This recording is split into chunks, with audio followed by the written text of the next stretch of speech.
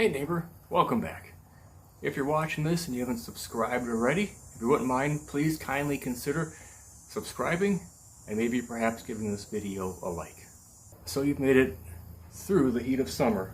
Patiently, as you've been watching your lawn go through periods of heat stress and maybe a little bit of drought.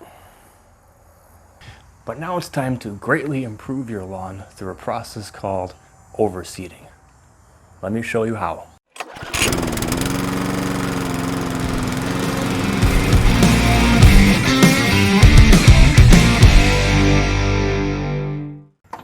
Alright, first what you want to do is lower the height of cut.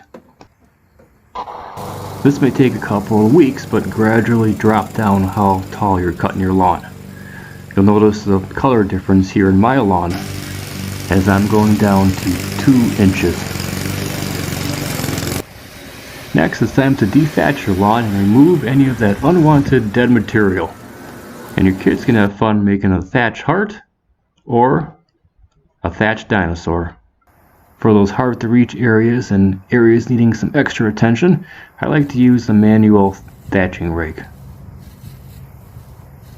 While it's not necessary for overseeding, I like to fill in the low spots in the lawn with topsoil and a little bit of compost to help even things out. Humic acid is a great way to prepare the soil and help seed germination. And now you get to add your seed. You see I'm using seed this year from United Seeds. It's a Kentucky Bluegrass blend. A nice premium cultivar of Kentucky Bluegrass with 0 weed seeds. I'm excited to see the results this year. Reseeding an old lawn is a great way to bring it back to life. Next, go ahead and top dress the entire lawn with some peat moss. And remember to add some fertilizer if you need it, remembering that phosphorus is the key.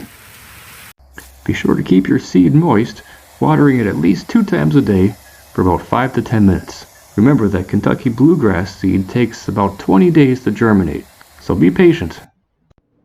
Thanks for watching, and I'll see you in the next video.